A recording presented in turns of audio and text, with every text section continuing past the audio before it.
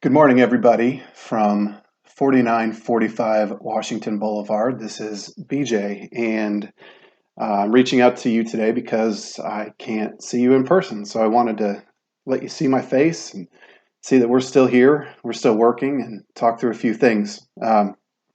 Lippert family is on day 2 of social distancing, and I would say things are going okay so far.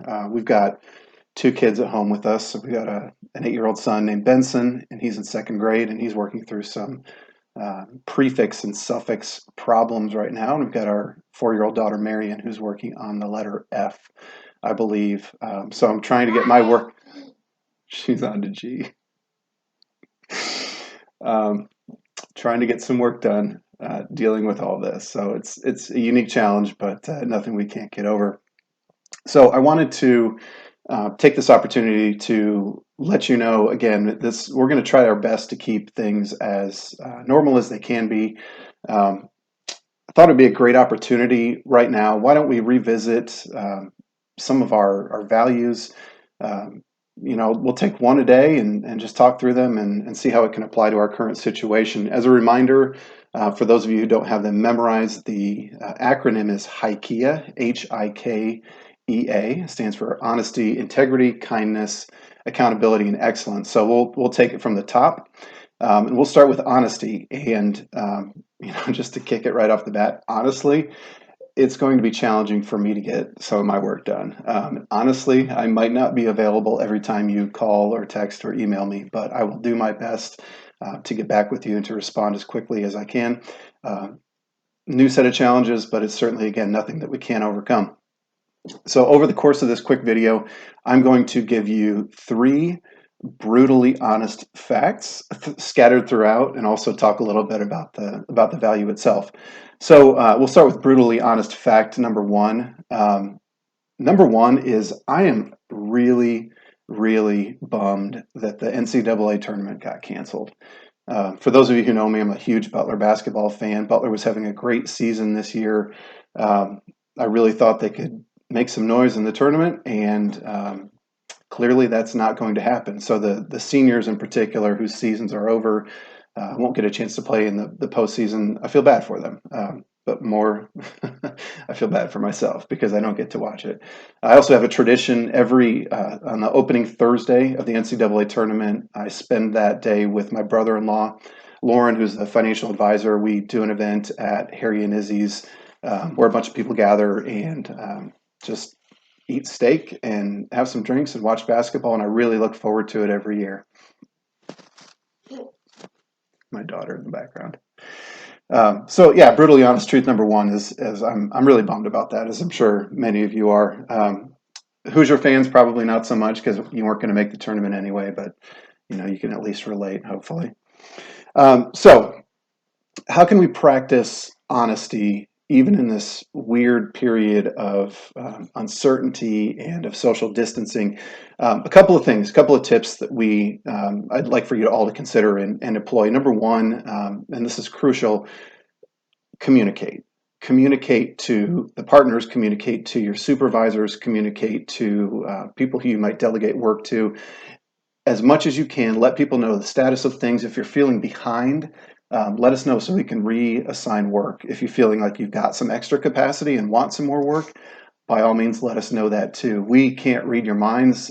It's especially hard when we're not physically present to kind of get a gauge of where you are on things. So please err on the side of over communication. If you're not going to be available for a day or half a day or whatever it is, tell us that as well.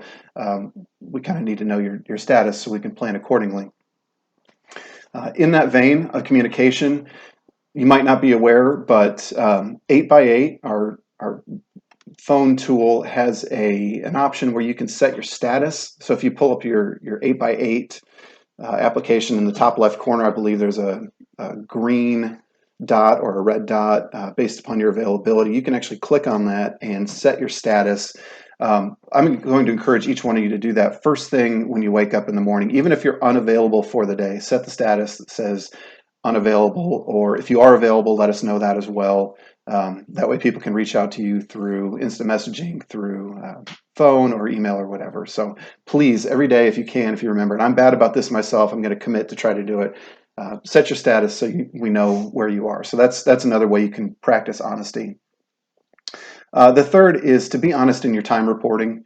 Um, I'm kind of speaking on behalf of my partners here, and they can correct me if I'm out of base, but um, I would much rather have honest time reporting than to have you try to fill in a full 8 hours of the day. If you're like me and you've got kids at home and you're distracted during the day, not a whole lot you can do about that. What we want more than anything is accurate time reporting, and if that means that things are a little bit different than they are normally, so be it. Again, the goal is honesty in our time reporting, so please make sure to do that. I'm going to take a quick pause here to give you brutally honest truth number 2. Brutally honest truth number 2 is I have not checked my 401k balance since this whole crisis started. I'm terrified to. I don't think it would be productive. It's part of the reason I haven't checked it, but at the same time, I'm scared to do it. It's not like I need that money right now, but I'm afraid to check it, and I'm sure some of you are as well.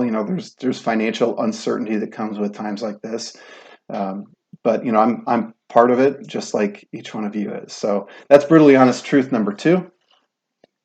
Um, Other ways we can practice honesty during a time like this: communicate with your clients. That goes. Point number 1 is communication. That goes with clients as well. If you set an expectation with them that they would have their project complete by X date, and it's clear that X date will not be hit, um, as proactively as you can, please reach out to them and communicate to them. Virtually everything is getting shut down these days. Businesses, retailers, restaurants, bars, gyms, everything. So I think people, for the most part, are going to understand. Um, the frustrations that'll come out of this are probably when that communication isn't proactive. So, if you're going to miss a deadline, if you're going to disappoint a client because you promised something and you can't hit that deadline, let them know as soon as possible. And if there are any issues that you feel like a partner needs to step in and help with, we can do that as well. But proactive communication is great.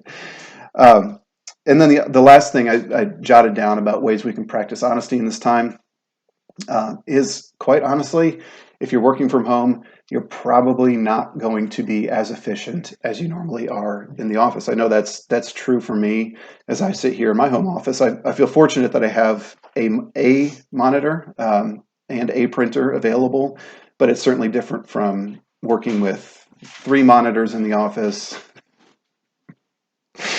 with a high volume, high capacity printer, scanners, Cindy there to help me. It's a different situation working at home than it is working in the office. So you're probably not going to be as efficient as possible, and that's okay.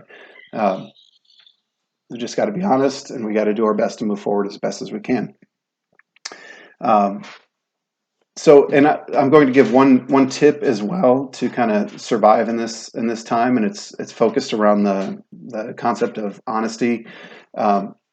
Be honest with each other. Stay connected with people. That's not just coworkers. I'm saying reach out to your family members, reach out to your neighbors. If you can't physically be there present for them, pick up the phone and call people, check in with people, send them a quick text message, stay connected. It's not just for their benefit, it's for your own personal benefit as well.